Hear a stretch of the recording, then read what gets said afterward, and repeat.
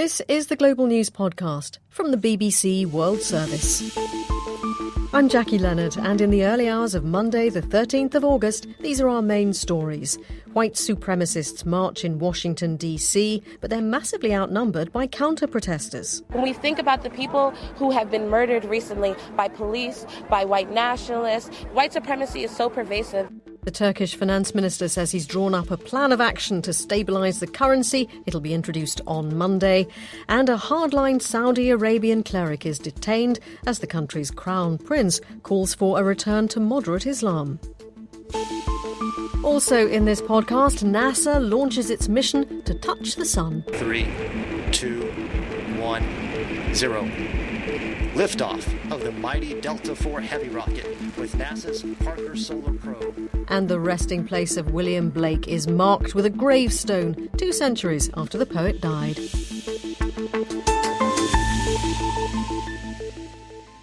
On the streets in Washington on Sunday, white supremacists and neo-Nazis held a rally timed to coincide with the anniversary of last year's racially charged violence in Charlottesville, where a woman was killed.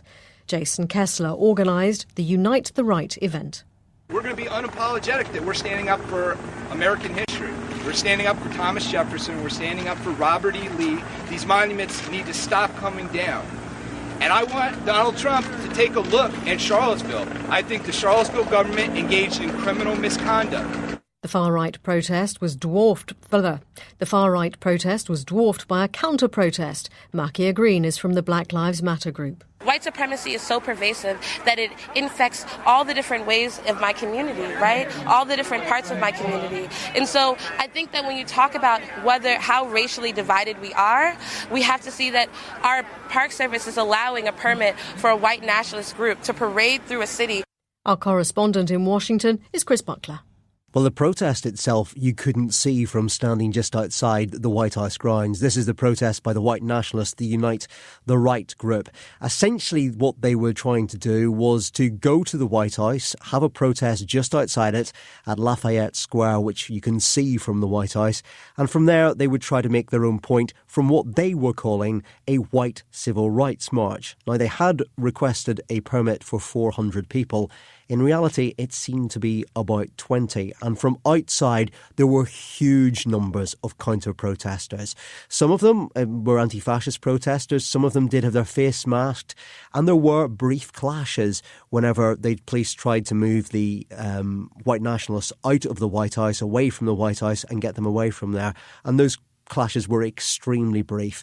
The reality was this was pretty peaceful. The two sides were kept far apart and there were an incredibly small number of white nationalists. The truth is that this was a major security operation in the middle of Washington, D.C. for what was an incredibly small protest.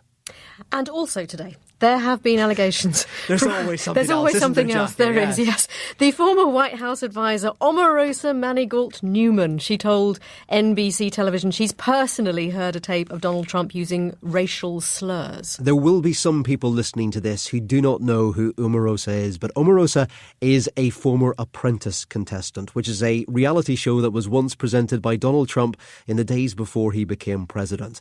And according to some commentators, Donald Trump has really created his own monster because Omarosa is someone he brought into the White House. She has been a fiery and controversial figure from those days on reality television and has carried that into the White House and eventually found herself effectively being fired. Now, she even managed to tape that conversation of her being fired by the Chief of Staff, John Kelly, which she's been playing on television.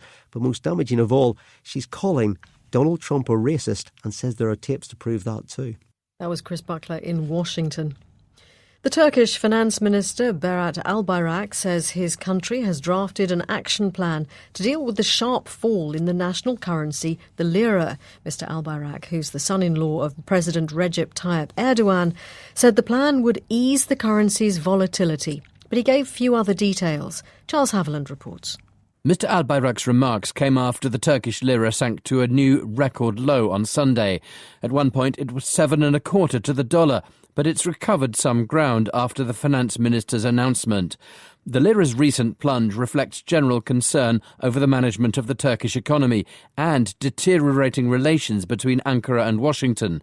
These are caused in part by Turkey's continued detention of an American pastor it accuses of terrorist links.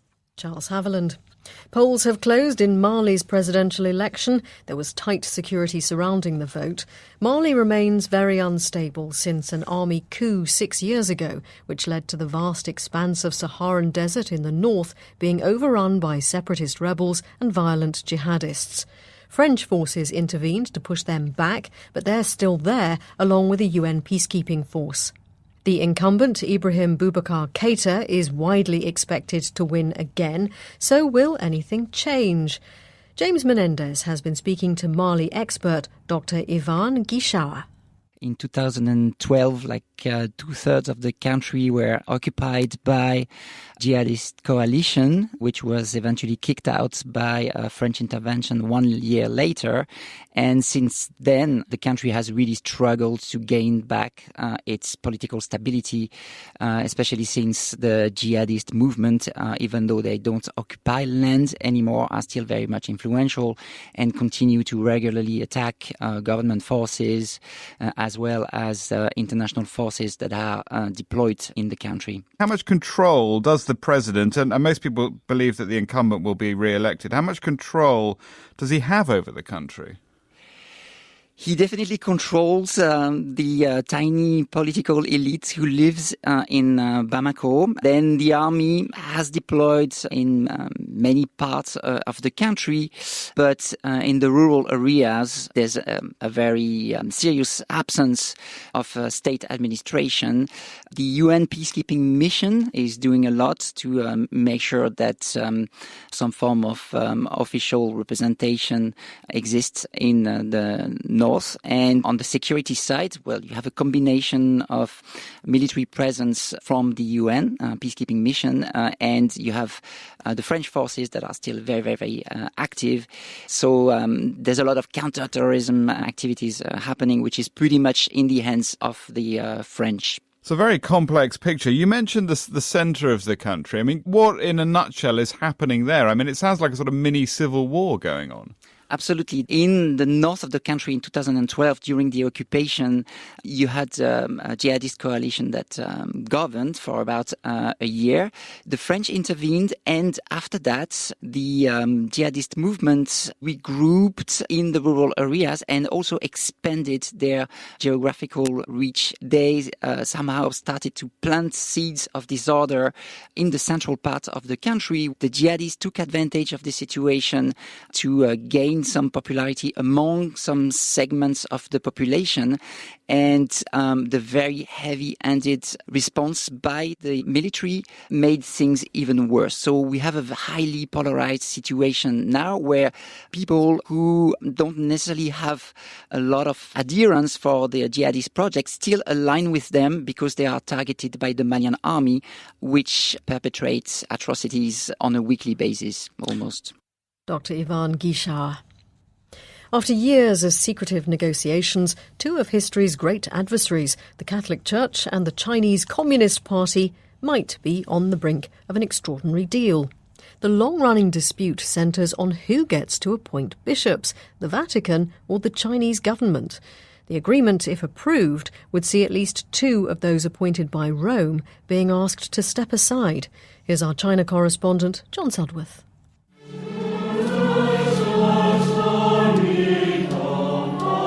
In China, not even worship is free from Communist Party control.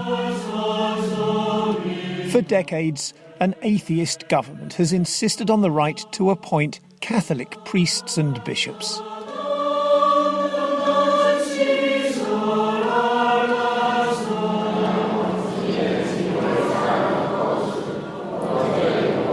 This church in eastern China is one of the many that has been holding out. In defiance of the Chinese government, the bishop here has been appointed directly by Rome. He's now at the centre of a momentous compromise. Despite being frequently detained for his loyalty, the Vatican is planning to ask him to step aside. It's a real privilege to meet you. I was hoping I can ask you just a few quick questions. We find Bishop Guo eating breakfast, having just been released again by Chinese state security. I ask him why he was detained this time. I don't know. I guess they want less media exposure. Has the Vatican asked you to step aside, and have you agreed? The Pope is our leader. If he decides, then yes, we obey.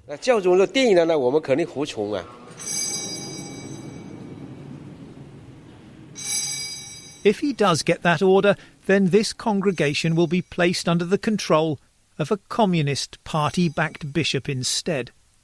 Many of those we've spoken to here seem resigned to that fate and believe it's already a done deal.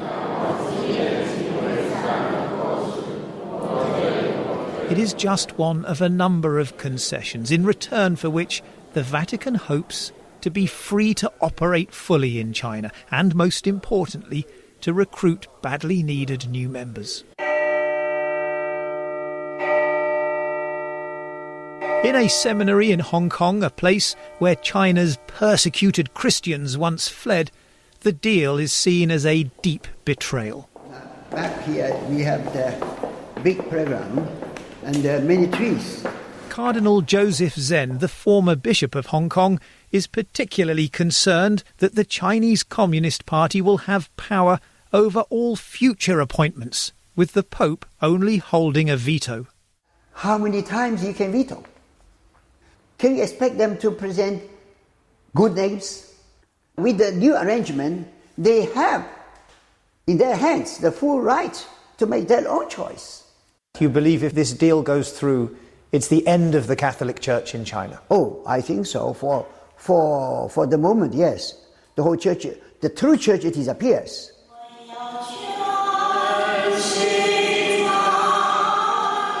Not for the first time in its history, the Vatican is being accused of accommodating an authoritarian regime. Ultimately, China's Catholics will be the judge of whether this is a sensible compromise or a sellout. That report was by our China correspondent John Sudworth. A Saudi human rights group says that a prominent hardline conservative sheikh, Nasser al-Omar, has been detained after his arrest in Mecca last week. He advocates a fundamentalist interpretation of Islam and has more than 6 million followers on Twitter. Sebastian Usher is our Arab Affairs editor. Well, his detention, I guess you could say, is a sign of the times in Saudi Arabia. He and his kind were once an absolute key pillar of the way that Saudi Arabia is run. It was basically a contract between the ruling family and the conservative clerics, but they have become increasingly under attack in the past few years as the power of the new Crown Prince Mohammed bin Salman has grown, and as he has embarked on what he's described as a campaign essentially to restore Saudi Arabia to what it once was, he says, when it was moderate Islam that was practiced there. Now, this man, Nasser al-Omar, he was a leading clerical voice against giving the women the right to drive. Now, of course, they are driving. He is one of those clerics who has been quoted for the absurdity of some of the things that he's said, such as saying that putting filters on selfies is sinful. So getting involved very much in the modern world in ways that don't seem entirely appropriate. And perhaps most infamously, a few years ago, he went on TV and tearfully demanded the death penalty for a Saudi writer who'd been accused of blasphemy. And as you say, he is using modern methods of communication, and he's got these millions of Twitter followers. He's a very influential voice, isn't he? He has been, but and that's really the key here, is how much influence do these sorts of clerics still have? They still have huge followings, and there has been online. there has been something of a backlash within Saudi Arabia against some of the reforms, some of the things that have happened with the entertainment changes, for example. The head of the Entertainment Authority was sacked after it was believed that women who'd come to perform in a circus were in too revealing costumes, etc., etc. All of this, though, is going on while much of the international attention is on the human rights activists, specifically the women's activists who've been arrested in the past few weeks. So it's really a double-pronged assault on dissent, both from the furthest reaches of the conservative religious side, but also from the sides which you see as most reformist and most liberal, these rights activists who were detained in the past few weeks and remain in prison. That was Sebastian Usher. The exact resting place of William Blake has finally been marked with a gravestone almost 200 years after he died. Terry Egan reports. William Blake was a British poet, artist and visionary, author among many other things of Jerusalem and the Tiger. But despite his influence, he died in obscurity in 1827 and was buried in an unmarked common grave in London. That was until two devotees decided to locate his precise resting place, and after 2 years of research and some painstaking work with a tape measure, found it. Now an engraved slab of Portland stone has been unveiled at the site in North London, and lovers of Blake will at last have a point of pilgrimage. That was Terry Egan. Still to come in this edition of the Global News podcast, Russia, Iran and other nations bordering the Caspian Sea strike a deal to divvy up its resources, and the Norwegian brothers who are the new stars of athletics. NASA's mission to unlock some of the secrets of the sun is on its way. The huge rocket is carrying a spacecraft which will travel closer to the sun than any previous mission. On a second attempt, the Parker Solar Probe lifted off from Cape Canaveral in Florida in the pre-dawn darkness. Our correspondent Michael Cowan watched the launch. 3, 2, 1, 0. Liftoff. NASA's Parker Solar Probe blasting off from Cape Canaveral in the early hours of this morning. Scientists are hoping to learn more about our star and its atmosphere, as a solar scientist Alex Young explained. This is the first time we are going to a star. We're launching this spacecraft, flying through the sun's outer atmosphere called the corona, the part of the sun you see during a total solar eclipse, and we're going to answer fundamental questions about our star, which is also going to tell us about all the stars in the universe. Travelling at speeds of up to 430,000 miles per hour, it will be the fastest man-made object in history and will get closer to the sun than any other before it, coming within 4 million miles of the sun's surface. That doesn't sound too close, but we should put that into context, says NASA's Dr. Nikki Fox. The sun is 93 million miles away from us. And so if you put the sun and the earth 1 meter apart, Parker Solar Probe would be in at 4 centimeters away from the solar surface. And so that's very close. NASA is hoping to solve some of the sun's biggest mysteries, including why it's hotter in its atmosphere than on its surface. And it could have an impact for us here on Earth. From the corona, the sun releases charged particles and magnetic fields, which are then carried to Earth on solar winds. These winds create breathtaking spectacles, such as the Northern Lights. But bigger outbursts from the sun can be problematic, causing disruptions to communications, knocking satellites offline, and can cause power grids to surge. It's hoped this research will result in better forecasting and greater preparation for solar weather events. Michael Cowan reporting. At least 39 people have been killed in a huge explosion which destroyed a building in the rebel-held province of Idlib in northwest Syria. Hatem Abu Marwan is an official with the civil defence team there. It's an explosion of unknown origin. Teams of the civil defence from Idlib and Aleppo headed to the explosion site and were surprised by the large amount of destruction and victims. Buildings full of civilians were reduced to rubble. President Assad has said he plans to recapture Idlib province, and his forces have stepped up attacks there in recent days. Our correspondent Martin Patience is following developments from Beirut. Rescuers brought in a bulldozer to search for survivors after the multi-storey building collapsed. Several people were reportedly pulled out of the rubble alive. It's still not clear what caused the explosion in the town of Sarmada, close to the Syrian-Turkish border. But there are reports that the residential building was also being used to store weapons.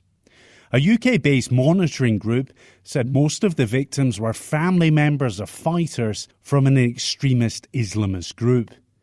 Idlib province is the last major opposition stronghold in Syria.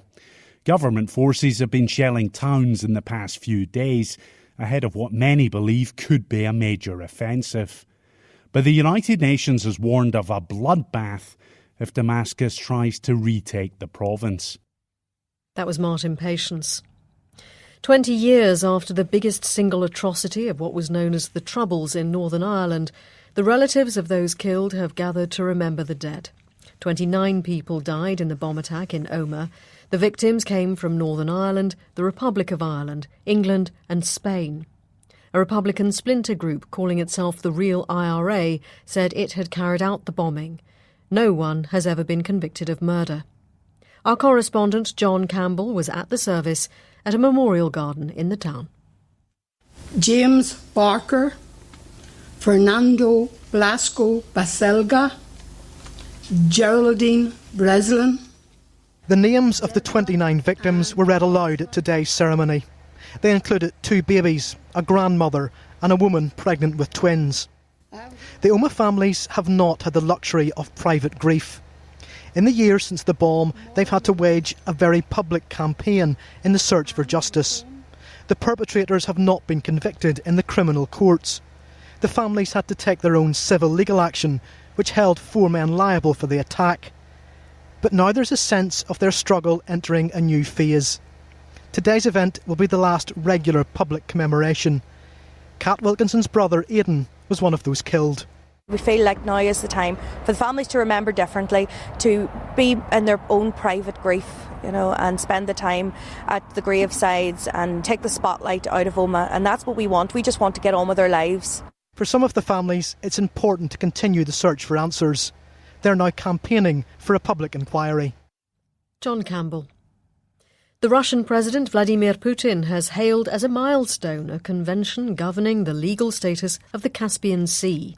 He signed the agreement with the leaders of the 4 other nations that border the inland sea: Iran, Azerbaijan, Turkmenistan and Kazakhstan, which hosted the ceremony.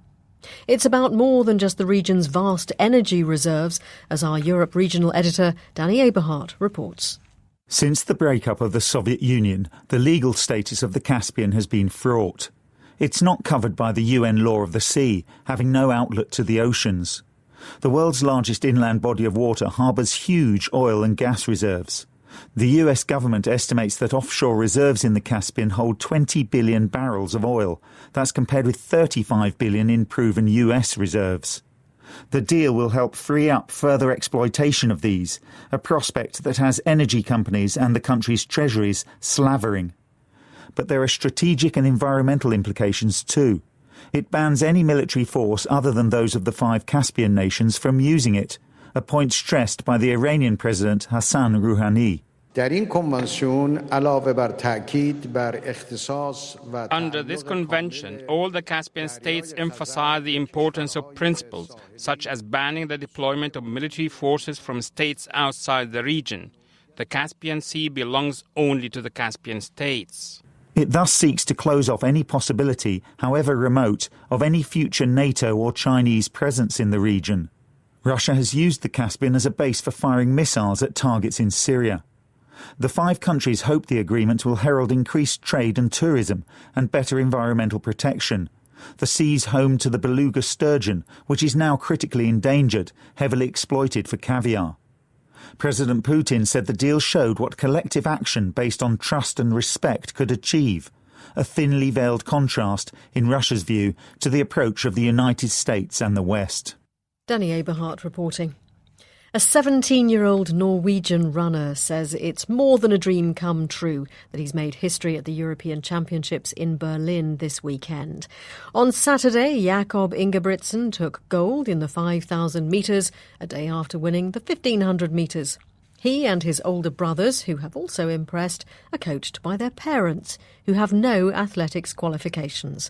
Our sports correspondent Adi Adedoyan reports from Berlin's Olympic Stadium. Jakob Ingebrigtsen still isn't old enough to drive in his native Norway or legally buy cigarettes or alcohol. Yet at 17 years old, he's already a double European senior champion. A precocious talent, he made history by becoming the youngest athlete to win the 1500 metres. Asked how Jakob would celebrate, his father said, with a glass of warm milk. Jakob competed alongside his older brothers this week, who arrived here in Berlin having already won European titles. But rather than follow his elders, they were left to follow him, not just in the 1500 metres, but in the 5000 as well. Such as his confidence and youthful exuberance, while racing, he even tried to high-five his brother Henrik, who finished second. And the Ingebrigtsen talent pool doesn't end there. His younger sister Ingrid, still only 12, is being touted as a future champion. Remarkable, considering their parents were fishermen and farmers with no athletic background. In the post-Usain Bolt era, athletics needs a star with personality to match. And a star was certainly born here in Berlin, and Jakob's future looks bright.